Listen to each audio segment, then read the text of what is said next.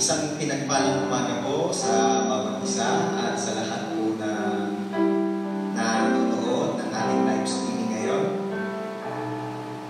At bago po tayo magsimula ng ating gawain, tayo po ay mag-pray. Lord, we thank you for this wonderful day na pinagkaloob niyo po sa amin. Salamat po sa biyaya na makapaggawain, mapag-usapan ang iyong salita.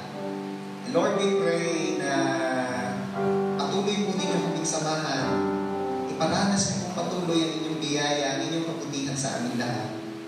At salamat, Lord, kasi ikaw ay Diyos ng mabuti. At ang kabutihan mo hindi kayang hadlangan ng kahit anumang bagay. We dedicate to you this day, and we dedicate to you this service.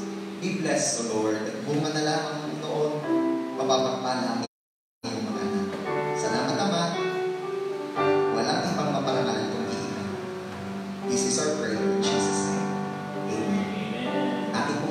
Panginoon, sambahin po natin siya, tabitan natin, in spite of what is happening sa ating mga buhay, patuloy po natin i-declare na ang Diyos ay mabuti. Kaya sa lahat po ng nakikinig or nanonood ng live streaming, I invite you na tumayo and we will worship God. We will say that He is good, na siya'y mabuti. Ang Diyos ay mabuti.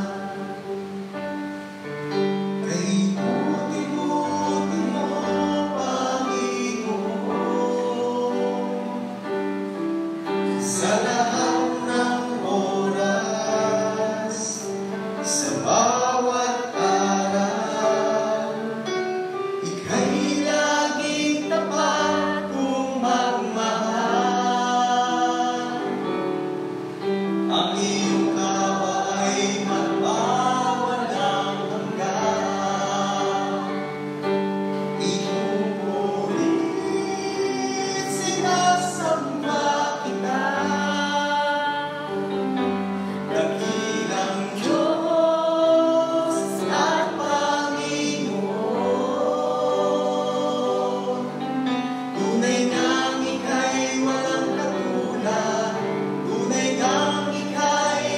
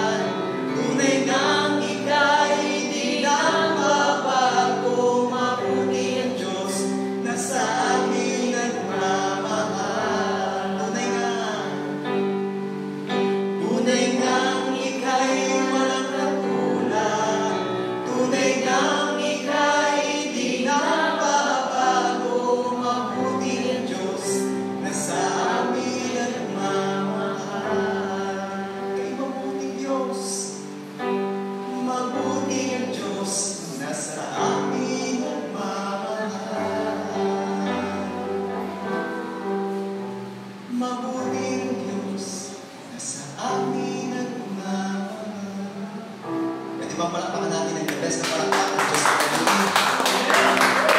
We worship you, and we praise you for what you've done. Praise God. Sige po, makakaupo na po tayo.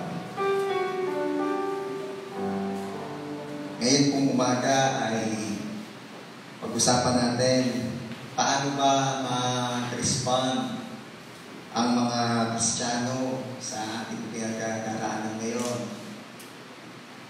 And we all know na ang ating pong bansa, and actually ang buong mundo, ay kumakaharap po sa isang pagsubok. Dahil nga nang merong sakit karamdaman na ngayon nga ay naghahari-harian. Sabi nga ay may corona pa, naghahari-harian. Pero alam naman natin lahat kung sino talaga ang hari ng mga hari at Panginoon ng mga Panginoon, kundi si Jesus. Amen? Amen! Kaya ako ay naniniwala na itong si coronavirus na ito ay itigil na rin yan. Itigil na. At dahil na siya ay may pangalan, at lahat ng may pangalan ay lulubog sa pangalan ng Panginoong Jesus. Amen! Kaya siya ay itigil na yan. Pero habang may mga naging effect pa na kanilang ginawa ng virus na ito, ay kailangan nating mapag-aralan, mapag-usapan, ano ba ang dapat nating maging respond dito? Kaya ito po ang aking i-share sa inyo. Pinamagatan ko kung how should Christians respond to COVID-19. Number 1, do not panic. God is in control. Kaya lahat po ng nakikinig o nanonood itong live streaming natin, pwede ba sabihin natin lahat? Do not panic. Do not panic. God is in control. God is in control. Pag sinasabi mo yan at dinideklara mo, dapat ikaw mismo naniniwala. Dapat ikaw mismo convinced sa sinasabi mo. Pwede ba sabihin mo ulit? Do not panic. Do not panic. God is in control. God is in control. Amen. Unang-unang dapat nating maalala ay kung sino ang Diyos. Sino ba ang Diyos sa kalagitnaan ng mga nangyayari ito? Si Lord ay ang may control sa lahat. Kaya nga po, hindi ko maiwasan na alalahanin yung nangyari noon kay King Jehoshaphat. Noong siya po ay naka-experience na 3 kaharian ang nagkampi-kampi para siya at ang kaharian nila ay sakupin ang talunin. Aba, yung ganun 3 kaharian ang nagkampi-kampi. At nung kanilang na-survey ang kanilang kalaban, ay nakita nilang no match sila. Bakit? Napakdami. Kaya anong ginawa niya? Siya mismo, sa pangunguna niya, ay nilid niya ang kanyang kingdom para mag-pray at humingi ng tulong kay Lord. Sabi nila, Lord, di namin kaya. Di namin kaya. At ano ang sinagot ng Diyos sa kanya? 2 Chronicles chapter 20 verse 15. Babasahin ko po sa inyo again. On 2 Chronicles chapter 20 verse 15. This is what the Lord says to you. Do not be afraid or discouraged because of this vast army. For the battle is not yours, but God's. Sabi ng Diyos kay Jehoshaphat, huwag kayong mag-alala, huwag kayong matakot, sapagkat ang labang ito ay hindi sa inyo, kundi sa Diyos. Amen. Kaya ako po ay naniniwala na itong laban natin ngayon sa COVID-19 ay hindi natin laban.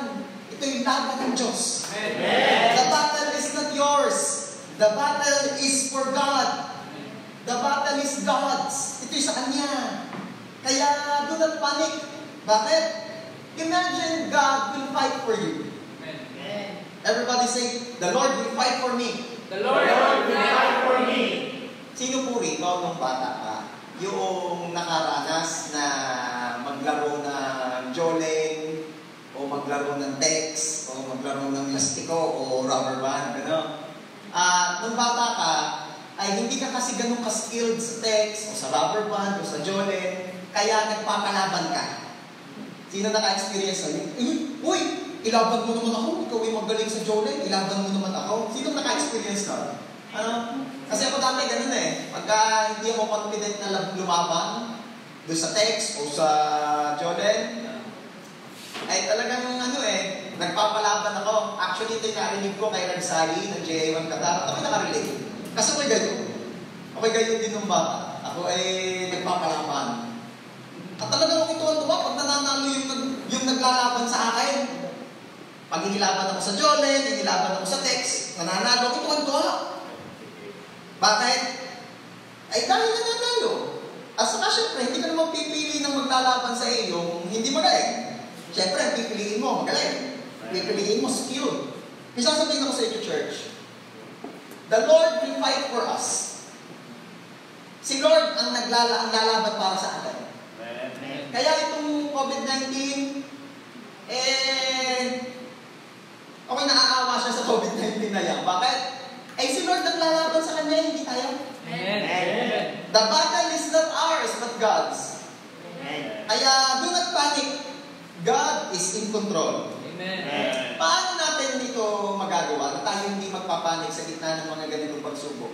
Paano natin maaalala? Paano magsisingkin sa atin that God is in control? Alalahanin mo kung sino siya. Alalahanin mo that God is the God of gods. With small letter G, syempre, yung gods. And He is the Lord of lords. Syempre, small letter L, yung lords. Ano ibig sabihin nito? Siya ang pinaka. Siya ang hari ng mga hari. Siya ang Diyos ng mga Diyos. At pag naaalala mo ito, mapapanatag ka at maiisip, maaalala mo, He is in control. Because He is God. Amen. Ano pa? Bukod sa pagpapaalala mo sa sarili mo kung sino ang Diyos, paalala rin natin sa sarili natin para di tayo magpanik. Paalala rin natin sa sarili natin kung ano ang mga ginawa na niya sa buhay natin. Ako ho'y nag-research ng konti. At nakita ko na hindi naman pala first time nagka-pandemic ang mundo. Meron na rin naman mga naging makikiting sakit na talagang marami rin ang namatay. Pero ito nga pansin ko. Ewan ko, baka kayo nababawat, pero ako ay amazed na amazed. Napansin ko ito. Hindi naman naubos ang tao. Hindi man naubos. Marami ang namatay. Pero hindi naubos. Ano pa ang isang maganda na nakita ko? Tayo natuto. Ang tao natuto. Kasi dati, yung mga sakit na nakakamatay ngayon, hindi na kinakatakutan. Kaya tayo natuto. Nakapag-develop tayo ng vaccine. Tayo natuto. Anong punto? Ako'y naniniwala na sa lahat ng nangyari ngayon noon, naroon na kami ng Diyos. Naroon na kami ng Diyos. Siya ang nakikialam. Siya ang may ginagawa. So, paano tayo magkakaroon ng peace? Paano hindi tayo magpapanik sa pagpapaalala natin sa sarili natin ng mga ganitong bagay? Maaalala mo, maiisip mo, na kung paano ang Diyos ay kumilos nung una. Siya yung Diyos na hindi nagbabago noon, ngayon at magpakilanman. Amen. Kaya kung paano nagpakita siya ng pag-ibig noon, magpapakita pa rin siya ng pag-iingat at pag-ibig sa atin hanggang ngayon at sa mga susunod ng panahon. Amen. Kaya kailangan muna maalala mo kung sino siya. Ano pa ba ang karakter ng Diyos na naaalala mo? Ito, isang naaalala ko pa, ang Diyos ay hindi nagbabago. Na kung paano siya concerned sa mga tao noong unang panahon kung magkaroon din ng mga ganitong sakit, concerned din siya at tunaw sa mga tao ngayon. Hindi ito nagbabago. Kaya, magkaroon huwag ka magpanik. Remember, God is in control. Once again, everybody say, God is in control. God. Again, everybody say, God is in control. God is in control. Romans chapter 11, verse 36. Sapagkat mula sa Kanya at sa pamamagitan niya at para sa Kanya ang lahat ng mga bagay. Sumakanya ang kaluwalhatian magpakailanman. Amen. Siyempre, sinasabi ni Pablo dyan ay ang Diyos. Ang gusto kong bigyan ng diin ay sa pamamagitan niya. Ano ibig sabihin ito? Sa pamamagitan niya. God is in control. Kung hindi dahil kay Lord, hindi mangyayari ang mga bagay na ito. Pastor, yan na nga ba na sinasabi namin at nakikita ko at naririnig ko pinag-uusapan ngayon. Kung ang Diyos daw ay mabuti, ba't pinahintulutan niya mga pangyayari ito? Yan yung mga question na dapat ay tayo mismo mga Christian ang sumasagot. Kasi ang mga tao ngayon nagtatanong, kung ang Diyos ay mabuti, bakit niya pinahintulutan ang mga bagay na ito?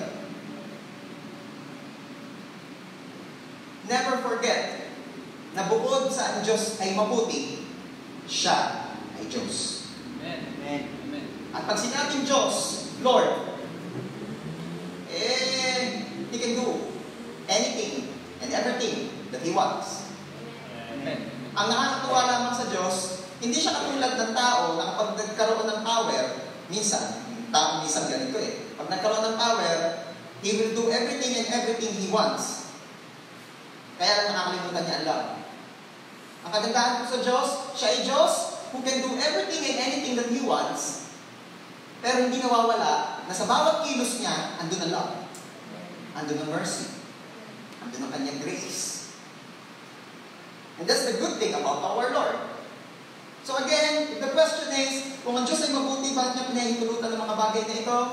Unang kasagutan diyan, simply because He is God. He is Lord. He can do whatever He wants. He is the Almighty God. The Almighty. Ibig sabihin, All Might. Lahat ng mga gustuhan pwede niyang gawin. But then again, ang kagandahan sa Diyos, lahat ng kanyang ginagawa, alakit doon ang kanyang kabutihan. Alakit ang kanyang pag-ibig. Pastor, anong mabuting meron sa nangyayari ngayon? Meron pa rin. Because it is declared in the Bible na the God whom we are serving ay ginagamit ang lahat ng mga bagay sa ikabubuti ng mga umiibig sa Kanya. Romans 8:28. Kaya ako po ay naniniwala na meron pa rin good side ito. Kung makikita mo, may good side pa rin ito. Ang mga nakikita kong good side diyan, una, ang mga tao ay nanunumbalik sa Diyos. Amen. Amen. Ang tao nanunumbalik kay Lord, ba? Ay, ang tao ay nakakaalala lalo Teka muna, talaga palang ang buhay dito sa mundo is very uncertain. Teka muna, talaga palang ang buhay dito sa mundo ay walang kasiguraduhan, ay tayo. Tayo unang lumapit sa Diyos. Sabi nga ng mga batang bini, re-repeat sa Diyos. Re-repeat Kaklaruhin ng relasyon. Di ba? Yan ay isa lang sa mabubuting bagay. Ano pa? Nagkakaroon tayo sa family. Ako naniniwala, yung mga alcoholic na tuloy, sorry. Mga workaholic. Yung mga workaholic, ay nagkakaroon ngayon sila ng time sa kanilang family. Ay hindi makapagtrabaho di ba? Yung iba ay hindi makabalik ng Manila for whatsoever reason. Ay di nagkakaroon ng time sa family. At ngayon ay sama-samang nanonood ng live. Amen. Amen. Praise God. Kaya i-encourage ko po lahat ng mga nanonood ngayon itong ating live streaming. Yakagin, invite ninyo yan inyong mga nakasama sa bahay. Hindi ninyo wala naman po tayo na rin gagawin ngayon. Ay, manood na rin. Kilala ko rin, pastor na rin, matagal magturo. Mamaya matapos na rin, limang tayo din na Pero hindi natin pwedeng gawin matagal. Dahil kailangan bina-workout natin yung oras. Nag-i-improve yan. Praise God. Okay. Ano bang nakita niyo maganda diyan? Ay, hindi. Talagang bin-workout na natin tayo mag-live. Amen. Kaya pala noon pa, i-encourage na tayo mag-live. Dahil meron pala talagang una talaga, hindi lang naman itong paggagamitan. Talagang yan ay kailangan. Hindi maganda. Ano? So, sige na. Once again, everybody say, do not panic. Do not panic. God is in control. God is in control. Yan ang dapat tugon ng mga Kristiyano sa mga panahong ating pinagdaraanan ngayon. Sabi po ni Rick Warren, when you pray during a stressful time, remind yourself of who God is. Focus on His strength, character, and power. God can handle anything including whatever you're facing right now. Sabi ni Rick Mann. Na naman? Ang gusto kong makita niyo dito ay yung una na pinag-uusapan na natin kanina, remind yourself of who God is. Pakalala mo sa sarili mo kung sino si Lord. Yun yung ating pinag-uusapan na kanina. Sino rito? Naalala mo na ulit kung gaano katindi si Lord sa buhay mo. Amen. Amen. Pangalawa, sabi dyan ni Rick Warren, focus on His strength, character, and power. Ito po ang isang napapansin ko ngayon. Karamihan ng tao, sa halip na mag-focus sa kalakasan, karakter at kapangyarihan ng Diyos, iba ang pinupukusan. Mas naka-highlight pa kung ilan ang namatay. Mas naka-highlight pa kung gaano katindi yung virus. Mas naka-highlight pa kung gaano katindi, kung anong karakter ng virus. Okay, andun na tayo dun sa alamin mo kung ano nga bang nangyayari. Informative. Okay lang naman yan. I have nothing against that. Alamin mo ano ba talaga yung virus, paano yung kumakalat, paano, etc. Paano maiwasan. Okay yan. Dapat alam mo yan eh. Dapat alam natin yan. Ang ayaw ko lamang at ang dinidiscourage ko talaga ay yung masyado namang hina-highlight na hindi nag-informative ang purpose, kundi parang ang dating yun na ang hina-highlight, yun na ang masyado ng sinaselebrate, parang hindi naman sinaselebrate, yung parang sinaselebrate ng sakit. Hindi ko na sabihin kung meron kang hina-highlight, sige, nakapag-post ka ng once or twice or thrice sa Facebook mo about the COVID-19. Paano mag-prevent, ano ba meron dito, okay na yun. Hindi yung maya-maya na lamang, puno na ang timeline mo, puno na ang Facebook mo sa COVID mo. Ay di, yung once, twice, thrice na nag-post, okay na yun. For information. Informative. Okay? Tapos, ano gagawin mo na? Mas maganda ganito gawin natin church. Kung nung una ang nilagay mo, gaano katindi ang sakit. Ngayon naman ang i-post mo, gaano katindi si Lord. Amen. Ano ang karakter ni COVID? Ngayon naman, i-post mo, ano ang karakter ni Lord? Amen. Ano ang nakaya, ang nagawa ng power ni COVID sa mga bansa? Ngayon naman, ang i-post mo, ano ang kayang gawin ng power ni Lord? Amen. Hindi ko maiwasang alalahanin nung si David ay dumating sa lugar kung saan naghahamunan ang mga Pilisteo at ang mga Israelita. Yung hiyaw ng hiyaw si Goliath at nagsasabing, sino ang lalaban sa akin? Sino ang kakatawan sa inyo, Israel? Laban sa akin! Sabi ni Goliath. Pagdating ni David kasi nautosang magdala ng pagkain ng kanyang mga kuya, na yung mga kuya niya yung mga sundalo, pagdating ni David, sabi doon, mga kuya, sino kaya na naghahamon sa atin? Ang hinahamon niya ang Diyos niya, hindi naman lang tayo, si Lord ang hinahamon niya, sino kaya? Hindi niya palabanan niya. At anong sumagot? Anong sinagot ng mga natanaw? Sabi ng mga natanaw, ay, si Goliath yan, David. Malakas yan. Malaki. Matindi ang armor. Matindi ang sandata. Sanay sa labanan. Napakagaling na tao. Walang kakatalo diyan. Ang iniisip nila, pinupukusan nila, ay yung strength ng kalaban. Ano sabi ni David? Alibasa si David iba eh. Ang biyaya ng Diyos kay David, hindi siya nakapokus sa kalaban, nakapokus siya sa Diyos. Sabi mo sa katabi mo, mag-focus ka kay Lord. Focus kay Lord. Hindi ko sinasabi rito na hindi inalam ni David kung sino ang kalaban. Again, sabi nga, kung gusto mong matalo ang kalaban, kilalanin mo ang iyong kalaban. Hindi ko sinasabi wala ng impormasyon kinuha si David patungkol sa kalaban niya. Kaya nagtanong muna sino yan para alam niya kung anong level. Kagaya natin, hindi ko sinasabi masama alamin mo kung anong meron sa COVID. Pero huwag mo namang i-highlight sa buhay mo yung COVID. Huwag kang masyadong mamabaga sa COVID. COVID lang yan. May Diyos ako. Amen! Okay? So again, balik tayo kay David. Sabi ni David, gayon na. Pero hindi niya inulit, hindi niya hinighlight this, hindi siya naggaya doon sa mga tao. Ano ginawa niya? Ang inalaman niya ay kung sino si Lord at kung anong ginawa ni Lord sa buhay niya. Sabi ni David, gayon ka, malaki nga. Pero wala naman yung pinagkaiba doon sa mga oso at leon na pinatay ko. Dahil pag sila nag-a-attempt na nakawin ng namin mga tupa, aba,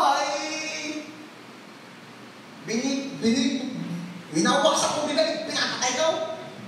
Kaya ako'y naniniwala na kung paano akong iniligtas, sabi ni David, kung paano ako'y iniligtas ni Lord sa pangil, sa bibig ng leon at oso, ako'y ililigtas din niya sa Pilisteyong iyan. Yun ang sabi ni David. Tapos nung maglalaban na sila, ano sabi ni Goliath? Pumareto ka. Ikaw ay gugutay-gutayin ko, ibibigay ko, papakain ko iyong katawan sa mga hayaw. Ano sabi ni David? Kumakalimutan eh, sabi ni David, naparito ka ngayon na ang dala ay ang iyong mga sandata. Pero kung ngayon naparito sa pangalan ng Diyos na hinahamak mo, hindi nakapokus na sa kalaban, nakapokus sa kung sino ang Diyos sa buhay niya. Church, focus sa kung sino kasama mo ngayon sa mga pinagdadaanan natin ito. Kasama mo ang Diyos. Amen. Sabi ko, kasama mo si Lord. Amen. Focus on His strength. Focus on His character. Focus on His power. Ano pa sabi dyan, Rick Warren? God can handle anything. Since God is in control, He can handle anything. Anong problema ang hindi kayang solusyonan ng Diyos? Wala. Lahat kayang solusyonan ni Lord. Ang pinakamatinding problema ng tao ay yung mapapahamak sa impyerno. Yun ang pinakamatindi. Wala nang titindi pa roon. Mas malala pa sa COVID yun. Pero may sasabihin ako sa inyo, kahit yun ang pinakamatindi, nagawa niyo ng paraan ng Diyos. Nagbigay niya ang kanyang buhay, nagbigay ng Ama kaya sa isang anak niya. Malagay ba ko din ang Panginoong Jesus? Kung sino mong mananampalataya kay Jesus, hindi na mapapahamak. Yung pinakamatindi na yun, nagawa ng handle ni Lord. Kaya ako'y naniniwala na yung COVID-19, kaya yan. Sabihin nga natin lahat, kaya ni Lord ang COVID-19. Kaya ni Lord ang COVID-19. Okay? So that's number one. Yan ang unang-unang dapat maging respond ng mga Christians. Katulad mo at tulad ko sa COVID-19. Pangalawa, be wise. Everybody say, be wise. Be wise. Maging matalino ka rin. Sabi ko nga sa inyo kanina, magbuti rin yung kinikilala mo at inaalam mo kung ano ba meron sa COVID-19. Pero yun, again, is secondary lang. Mas kilalanin mo ang Diyos. Sa mga panahon nito, mas alamin mo ang mga bagay patungkol kay Lord. Pero again, hindi ko sinasabi, huwag ka nang mag-aral, huwag ka nang maging, huwag ka nang mag-alam, at huwag mo nang alamin yung mga bagay patungkol dito sa COVID-19. Hindi ko sinasabi yun. Mabuti na rin yung may alam. Lamang ang may alam. Okay? Sabi nga po sa Ephesians chapter 5, verse 15, therefore, consider carefully how you live, not as unwise, but as wise. I-consider mo na, kailangan mamuhay ka hindi bilang isang mangmang, hindi bilang isang marunong, matalino. Ini-encourage ka ng Bible, ini-encourage tayo ng Lord na maging wise, lalo sa mga panahon nito. Okay? Ay, pastor, hindi talaga po ako wise. Hindi talaga ako wise. Sabi po, hindi po ako wise. Sabi rin naman ng Bible, if any of you lack wisdom, humingi ka kayo. Kung meron man dito daw na nakupulanan ka sa karunungan mo, humingi ka kayo. O, sabihin nga natin, Lord, pahingi mong wisdom.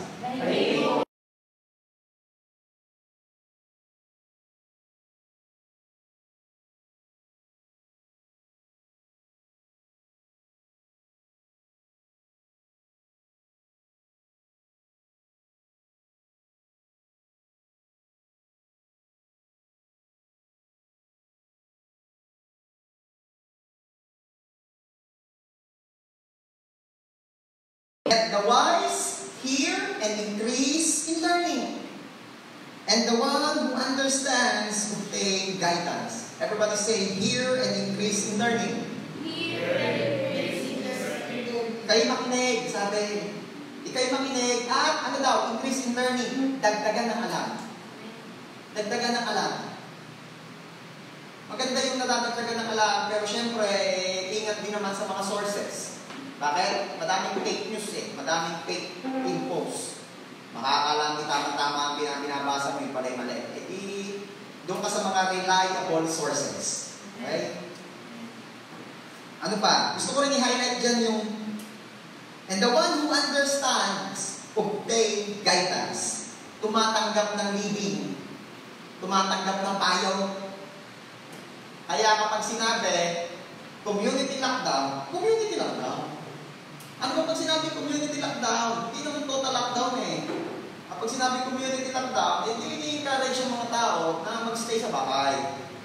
Ayon naman sa batas, tayo naman ngayon ay binigyan ng kakayanan na mag-conduct pa rin ng mga services. Sabi sa batas ay religious activities. So we belong there.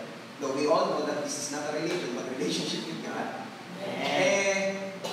Basta, strictly implemented yung mga sinasabi sa batas. Kailangan daw ay 1 meter radius ng pagitan. Kaya nga, sobrang konti lang na pinattend natin ngayon.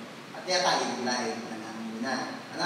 Pero I pray na lagi tayo magkalay. May COVID. Kahit wala ng COVID. Kung wala ng COVID Kaya tayo lagi mag-COVID. Okay. Yung iba kasi sinasabi, ay, mahina naman ang mga pananampalataya. Kung malakas ang pananampalataya, hindi takot sa COVID na yan, tayo maggagawa, hindi tayo mapipigilan. Ay, dumalay. Kailangan mo maging matalino din naman. Okay? So, mamaya babalikan. So, ako naniniwala. Alam niyo na ito, pero baka mas marami pa kayong alam na patungkol dito. Pag-usapan natin ng mabilis ng how to prevent coronavirus. How to prevent this sakit. Ano ang mga kailangan gawin? Di sabi nga ay pag ikaw ay lalabas, wear medical mask. Kailangan maganda yung nakamask. Pastor, ba't di ko kayo nakamask? Alam nga, nagtuturo ako. Alam ka naman magturo ako ng nakamask. Hindi wala rin. Hindi rin maintindihan. Ano pa? Frequently washing hands. Maghugas daw ng kamay. Kung hindi mo magaling maghugas, magsabon ng kamay, ay gawin mo ito ngayon. Ano pa?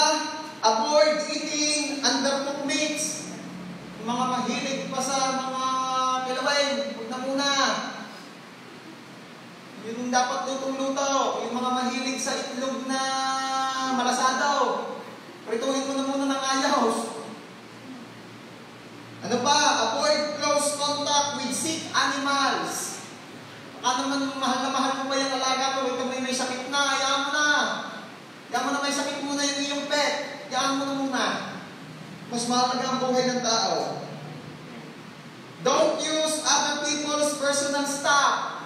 Mga nangihiram pa ng toothbrush. Ibili na naman ng ilaw.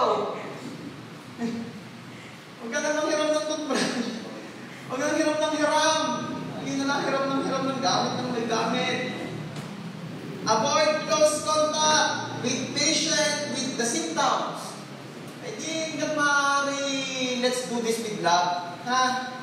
Baka naman kasi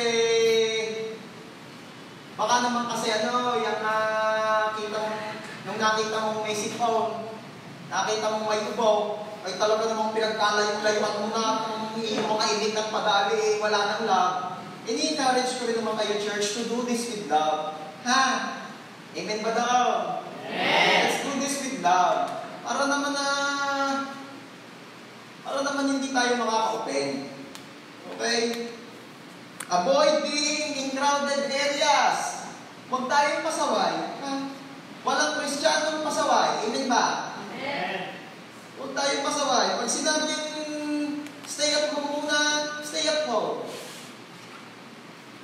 Kaya kung sakali mong tayo ay magkaroon ng mga pagkakataon na yung may mga gatherings, kailangan gatherings, hanggang mariwasan muna natin. But then again, tayo na may binigyan ng batas, ng provision. na magkaroon ng gathering basta strictly implemented. Ano? Yung kanyang mga rules. Ano pa? Have enough rest. Huwag nang magpakapagod. Huwag nang magpuyat. Yung stress, yan ay nakakababa ng immune system. Kaya huwag magpupuyat. Palakasin ang resistensya. Yung mga hindi nakain ng gulay, kumain ng gulay. Yung mga nanonood ngayon, lalo na live group ko, kilala ko kayo. Yung mga hindi nakain ng gulay, kumain kayo ng gulay ngayon. Ito'y naka-live, kaya hindi ako mag-mention ng pangalan. Huwag magpuyat, kumain ng gulay at prutas. Ano pa? Mag-vitamin C. Amen. Ang muna na ng kaunti doon sa vitamin C. Vitamin C ang inumin, hindi alcohol. Yung iba sasabihin, alcohol daw ang inumin at dahil namamatay daw yung virus sa alcohol, patay ka din daw pagka nagkagkat. Kaya vitamin C na inumin. Okay? Bakit ko kayo pinapaalalahanan ng ganito? Be wise. Masyado kasi yung iba na-extreme. Na-extreme saan? Alam mo, may covered ng banal na dugo ng Panginoong Jesus. Yung iba ay masyadong na-extreme dito. Alam mo kung may matibay. Ako'y malusog. Ang tinatamaan lang gaya yung mga sabi type. Ang tinatamaan lang gaya yung mga may sakot na sadya. Anong paalala ng Bible? Unang Korinto, 1 Corinthians, chapter 10, verse 12. Kaya ang nag-aakala siya'y nakatayo ay mag-ingat na baka siya'y mabuwag. Ano naman eh? Mag-ingat pa rin. Hindi porket ikaw ay strong body, healthy body. Hindi mo pwedeng pagmalaki yan. Life is so uncertain. Kaya maganda sana nga nawa nga yung tayo ay maging wise. Mag-ingat. Okay? Kung ikaw ay may mga history ng mga sipon kubaw, ay lalo mong ingatan na sarili mo. Saka huwag na nagkalarga. Sabi nila, balikan natin yung pinag-uusapan natin kanina, no? Sabi, yung mga nag-iingat naman masyadong yan yung mga hihina, parang palakaya. Ay naman na, nang-judge ka na kapag pag gayon ng imig.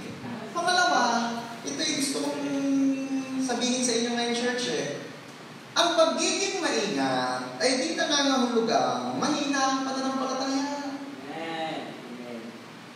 Hindi mo pwedeng sabihin, mahina ang pananampalataya mo. Oo nga, kabaya ko nga. Mahihinang nilalang. Hindi gayon. Hindi porket nag-iingat ay di nangangahulugang mahina ang pananampalataya. Kaya nga itong number 2, be wise. Maging matalino mo rin naman. Nananampalataya ka kay Lord. That's good. Kung nananampalataya ka kay Lord, dapat alam mo rin at ginagawa mo rin ang ginagagawa niya. That is to go win souls and make disciples. Amen. Question. Paano ka makakapag-go win souls and make disciples? May sakit. Amen. Paano kang mag-win sa mundo? Kung palagit ka na. Sabi nga doon sa isang book na nabasa ko one thing you cannot do in heaven ay yung mag-share. Sino share mo sa langit? Yung mga ligtas na kayo, kaya nga nasa langit na. Kaya yung pag-share, dito mo lang yan sa mundo magagawa. Yung iba kasi ang mga bukang bibig, hindi mo lang takot mamatay, ako na may palangit na. Paano mga mahal mo sa buhay? Paano si brother o si sister na pinag-pray ka at iniintay ka na? Tapos yung pala wala nang iniintay. Alam ka naman sabihin, hintayin. Alam kita sa langit. Di ba pwede ka na? Come on. Sa kalooban ng Diyos ay ang kalooban ng Diyos ay buhay na mahaba at kasiyasiya. Amen. Kaya be wise, church. Mag-ingat ka din naman. Okay? Sabi ng ibang extreme, wala namang mga quarantine nga sa kaibaw. Ay, kung sinirap din naman yung spillingin pag gayo. Wala daw quarantine sa Bible. Na-i-share ko sa inyo. Kung naniniwalang ito yung quarantine I don't know, pero I believe you're familiar with the story. Nung ayaw pa rin ng Egypt, ni Pharaoh, na palabasin ang mga Israelita sa Egypt. Di ba alam naman natin may mga salot na ipinarana si Lord sa Egypt para wag nang magmatigas si Pharaoh. Una ay para ma-display ni Lord ang kanyang power and glory sa buong mundo. Pangalawa ay para hindi na magmatigas si Pharaoh. Alam naman natin, ang kahuli-hulingan ay yung may pinadalang salot ng kamatayan na lahat ng aabutan ng kamatayan iyon na walang dugo ng lamb sa doorpost, ang pangatay noon, mamamatay. If you're familiar with the story, di ba? Ano sabi ni Lord doon? Sabi ng Bible sa Exodus chapter 12 verse 22, Exodus chapter 12 verse 22, not one of you shall go out the door of his house till morning. Sa Tagalog, walang sino mang sa inyo ang lalabas ng inyong pintuan hanggang mag-umaga. Ano ibig sabihin? Ano ibig sabihin? Huwag daw kayong lalabas. Huwag lalabas. Ibig sabihin, quarantine. Di ka? Kaya, church, noon pa ay ang Diyos ay nagka-quarantine na. Huwag mo nga akalaing hindi yan kalooban ni Lord. Okay. Ini-imagine ko nga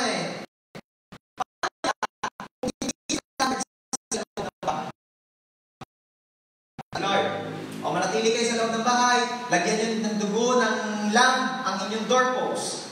At pag dumating ang kamatayan at nakita mayroong dugo sa inyong doorpost, hindi mamamatay ang inyong anak. Parang gano'n, di ba? Ini-imagine ko, what if hindi sila sumunod?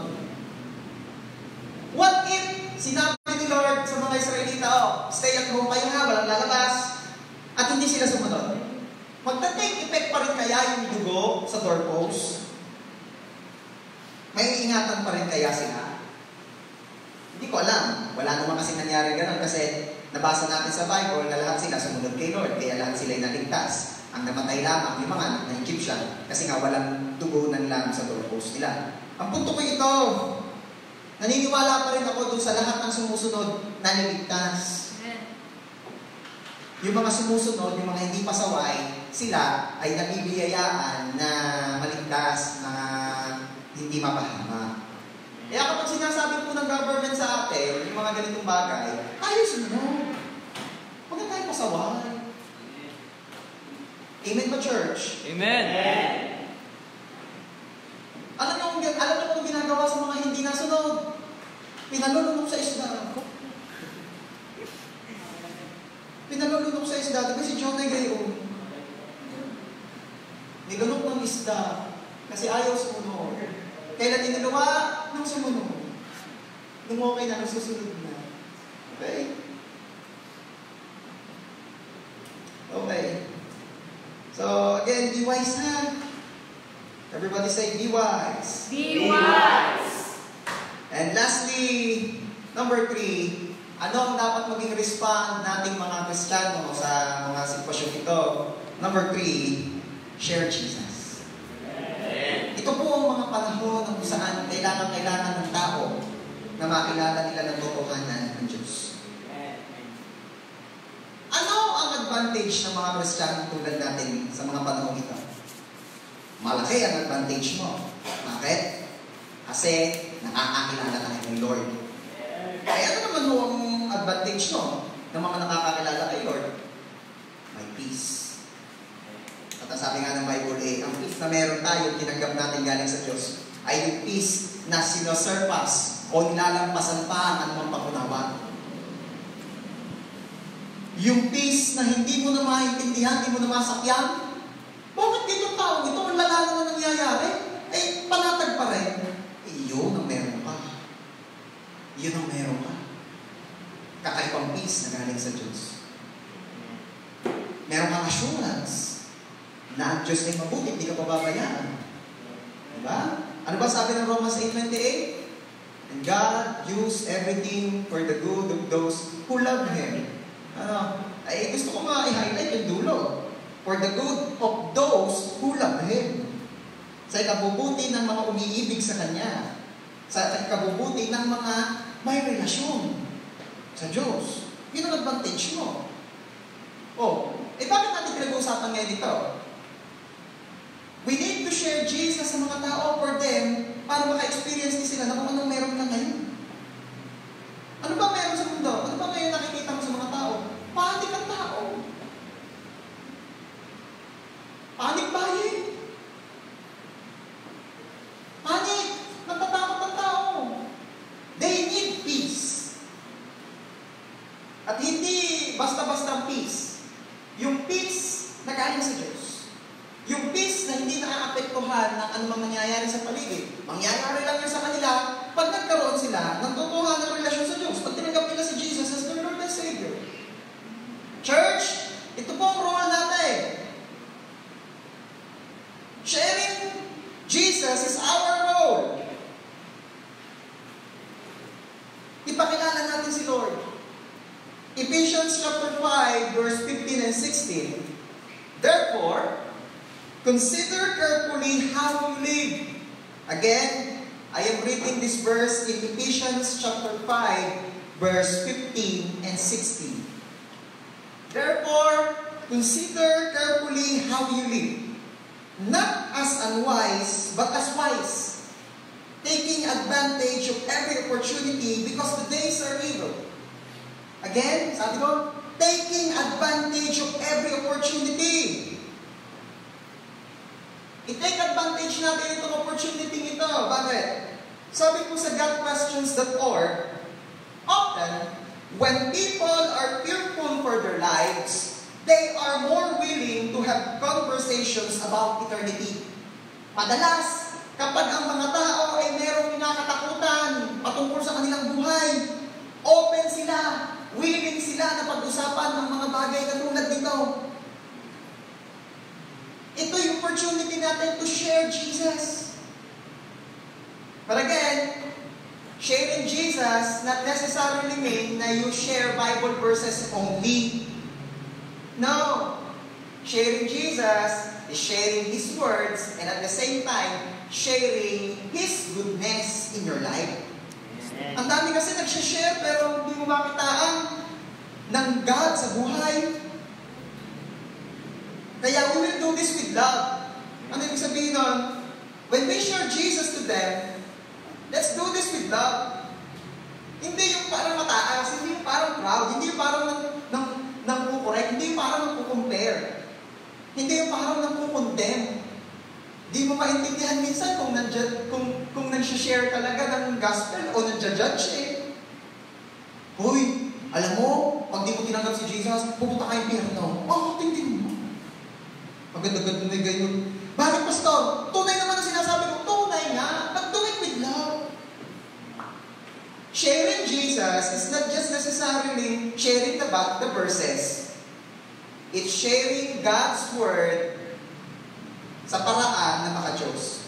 Yung puno ng pag-ibig, yung puno ng pangunawa, yung hindi nanghuhusga, hindi nagmamalaki, hindi nagkukumpara. Huwag yung mga, yung iba kasi ang approach. Alam mo, kailangan mo maliligtas. Nakahirap na natin. Ano sasagot sa iyo? Sa halip na makinig, baka isagot sa iyo, di kayo na lang. Wala. Hindi rin na-serve yung purpose. So again, let's share Jesus. But do it with love. Ito napansin ko eh. Pagka-establish yung love, kahit masakit ang sinasabi mo minsan, nakikinig yung sinasabihan mo. Ulitin ko ha, pag-establish yung love, pag-klaro doon sa tao na mahal ka, mahal mo siya, eh kahit minsan medyo masakit yung sinasabi mo, nakikinig eh. Bakit? Eh alam mo itong tao na mahal mo siya, na concern ka. Yun ang uunahin mo, kapatid. Yun ang uunahin natin, church. Establish mo muna yung goodness and love ni Lord. Paunawa muna natin sa tao na mahal sila ng Diyos, hindi galit ang Diyos. Mahal at concern si Lord sa kanila, mahal sila ni Lord at concern si Lord sa kanila. Then, maniwala ka sa biyaya ng Diyos, ano man yung mga sasabihin mo pa, pakikinggan na nila yun. Tatanggapin na nila yun. Yung iba kasi yung pinaninindigan, tama naman daw ang sinasabi niya. Ba, oo nga tama, mag-do-it with you. Para pakinggan mo. Okay?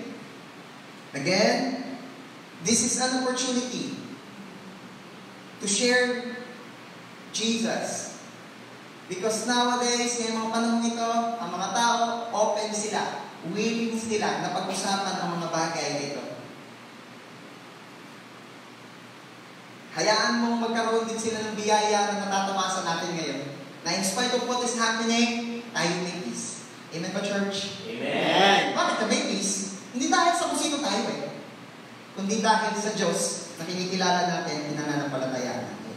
And I pray in my heart na lahat ng nakikinig ngayon, nanonood itong live streaming na ito, ay bigyan din tayo ng Lord ng burden. Burden for those na hindi pa talagang lubusang nakikilala ang Diyos. Hindi pa naririnig ang mga mensaheng tulad nito. And for those na nakikinig ngayon, and this is the first time na narinig ko ito, I am inviting you.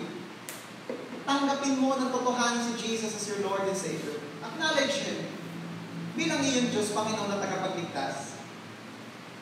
At ang biyaya niya ay mag-uumapaw sa iyong buhay. Doon pa lang magsisimula na makaranas ka nung grabing peace of mind and heart na nakaka-overwhelm. Grabing peace of mind and heart na kahit ikaw mismo, hindi mo na maunawaan. Right after this message, ililid ko kayo sa isang prayer pag-sunrise. So, recap po tayo, Ano ba ang dapat na maging respond ng mga Kristiyano kagaya natin, ng mga Kristiyano ngayon sa mundo, patungkol sa nangyayari sa ating panahon? Una, huwag kang magpanik, do not panic, God is in control. Alalahanin mo kung sino ang Diyos at alalahanin mo ang mabubuting bagay na ginawa niya sa iyo. Na kung paano ang Diyos ay naging mabuti noong unang panahon, siya ay magiging mabuti pa rin ngayon at sa mga susunod na panahon sapagkat ang Diyos ay Diyos na di nagbabago. Pangalawa, maging matalino din naman. Maging matalino tayo. Be wise. Huwag ma-hyper-faith. Huwag ma-super-faith. Maging matalino. Sabi ko nga sa inyo kanina, ang pagiging maingat ay hindi nangangahulugang mahina ang pananampalataya. At sabi rin naman ng Bible ay be wise. Okay? And lastly, ano magiging response natin? Share Jesus. Pakilala natin si Jesus. Ito ang mga pagkakataon kung saan mas dapat nating ipakilala si Lord. Kailangan ng tao si Jesus. Lalo na sa mga pagkakataon ito. So, I am encouraging you, church, i-maximize, i-grab natin ang opportunity na tayo ipon-ipon sa bahay ngayon. I-grab natin ito. Biyayaan tayo ni Lord na yung ating mga loved ones na hindi pa nakakakilala ng totohanan kay Lord ay ma-share natin, ma-encourage natin na kilalanin si Jesus as their Lord and Savior. Amen. So as we end, tayo po mag-pray. Maging ito pong mga nanonood ngayon sa live streaming, i-encourage ko po kayo to join us sa pag-pray. Pag-pray natin, pag-pray natin ang mundo. Pag-pray natin ang ating bansa. Pag-pray natin ang ating leader. Pag-pray natin na umapaw ang prayer, encouragements, and help para sa kanya, sa ating presidente. And then ipag-pray natin ang lahat ng kakristyanuhan sa mundo. Pag-pray natin ang ating mga loved ones. Most especially mga nasa abroad. Let's pray for them. Pag-pray natin yung mga infected na ng COVID-19. Pag-pray natin ang bawat isa.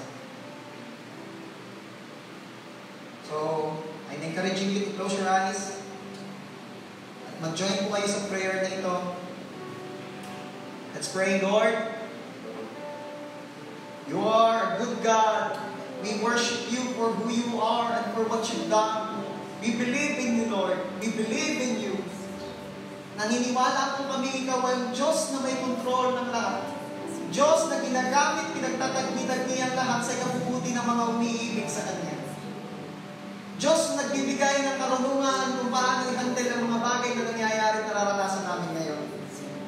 Diyos na nagbibigay ng kakayanan at kalakasan na gawin ng iyong kalooban. Lord, we pray, nilalapit po namin sa inyo ang mundo. Nilalapit po namin sa inyo ang bawat bansa. Nilalapit po namin sa inyo. Lord, we pray na lahat ng mga nakakaranas na ng COVID-19 na ito, ng virus na ito, biyayaan niyo po kami, O Diyos, ng kalakasan ng katawan, ng kalusugan, ng kagalingan, ng buhay na makapagkasigasya. Nilalapit po namin sa inyo ang aming bansa, bansang Pilipinas. Lord, bless your country. Lord, we pray, alisin niyo po ang sakit na ito sa aming bansa at sa buong mundo. Lord, biyayaan niyo po kami matapos na ito. Matapos na ito. Lord, nilalapit po namin sa inyo ang aming Panginoong Presidente. Lord, biyayaan niyo po siya ng kalakasan ng pangangatawan, kalakasan ng loob, karunungan. Patuloy niyo po siyang paligiran ng mga tao that will help and support Him and pray for Him. Lord, wag na po siya, hayaan niyo po, wag na siya maapektuhan ng anumang mga negative things na sinasabi against Him. Because Lord, punuin niyo po siya ng lakas ng loob. Lord, we pray, gamitin niyo rin po ang mga pagkakataon ito para siya ay makakilala at tumanggap ng totohanan sa iyo as His personal Lord and Savior. Lord, nilalapit po namin sa inyo ang mga churches around the globe. Nilalapit po namin sa inyo ang iyong mga anak. Patuloy niyo po kami i-cover ng inyong blood, Lord Jesus. Biyayaan niyo po kami ng kalakasan ng mga katawan, ng kalusugan, ng karunungan, kung paano i-handle ang mga bagay namin nararanasan ngayon. You said in your word that if your people will humble themselves and pray, you will heal their land. Lord, kami nga po sa biyaya ko ngayon nagpapakumbaba in behalf ng buong bayan ng San Jose. Lord, kami po'y nagpapakumbaba. Humihingi ng tawad sa lahat naming pagkukulang.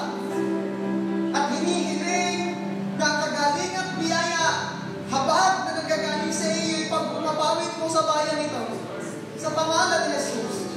Lord, we pray na yun po ang aming bayan ito sa anumang sakit karamdaman. Biyayaan ang lahat ng mamamayan na magkaroon ng malakas, malusog na pangangatawan. Biyayaan ang karunungan. Biyayaan ng kaalaman. Biyayaan niyo po kami, O Diyos, ng kagustuhang sumunod sa mga patakaran. Makiisa, mag-cooperate. Salamat, Lord. We believe that you're the God of order. Ayusin niyo po lahat ng ito.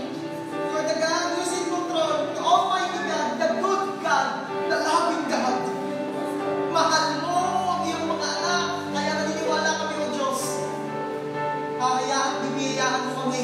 Mapagtagumpayan ng mga ito at matapos na ito. Thank you so much, Father.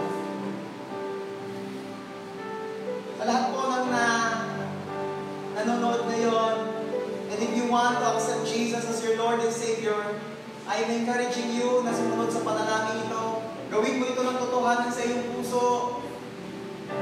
Sabihin mo nang naririnig ng iyong mga tainga, ibuka mo ang iyong mga labi. Kausapin mo ang Diyos ngayon, sumunod ka sa panalangin ito, sabihin mo, ang maraming Diyos. Ako po'y makasalanan. Patawarin niyo po ako sa aking mga pagkukulang. Jesus, tinatanggap kita ng totohanan sa buhay ko. Bilang aking Diyos, Panginoon, at tagapagligtas. Hari ka sa puso ko. Paghari ka sa buhay ko. Huwag niyo na po iwan magpakailangan. Jesus, kayo po ang aking Diyos. Kayo po ang aking Panginoon. Kayo po ang aking tagapagligtas. Ako na lamang po mag-pray, Lord. Narinig niyo po ang prayer ng bawat isang sumabay. Nakikinig, nanonood ng live stream na ito, tinanggap ka ng totohanan bilang kanilang Diyos, Panginoon na tagapagligtas. Lord, I pray, simula sa oras na ito, simula sa araw na ito, biyayaan niyo po, O Diyos, sa bawat isa, yung peace of mind and heart that comes from you, na anuman na nangyayari yung sitwasyon sa paligid namin, hindi kami maapektuhan ito. In Hindi kami mangangamba masyado dahil meron kaming Diyos na tinanggap at ikaw yun. At kasabay noon, mag-uumapaw yung peace na kahit sino hindi kaya may paliwanag dahil itong peace na ito galing sa iyo, Lord. And I speak and declare peace sa buong mundo. I declare na hindi na magpapanik ang mga tao pagkas bibiyayaan niyo po kami ng peace, knowing that you are the God who is in control, the good God, the loving God, Diyos na mahal kami. Salamat naman. Once again, unto your loving hands, dinededicate namin ang aming mga buhay. Salamat, Lord! We declare that Philippines is COVID-19 free in Jesus' name. Pinipinit namin sa pangalan ng Jesus. We declare that the whole province of Batangas is COVID-19 free in Jesus' name. We declare na ang aming mga sambahayan, ang bawat pamilya ay COVID-19 free in Jesus' name. We pray for the blood of Jesus to cover us. We claim na sa pamamagitan ng iyong mga latay, kami magaling na. In Jesus' name. Salamat po, Panginoon. Again, sa inyo pong mga kamay, tinatagbilin namin ang ating mga buhay. Mangyari po ang perfect will sa amin. Thank you so much, Father. We love you, Abba Father. We love you, Lord Jesus. We love you, Holy Spirit. We love you, Lord. To you alone all the glory and honor, all the praises and adoration. Ito po ang aming prayer.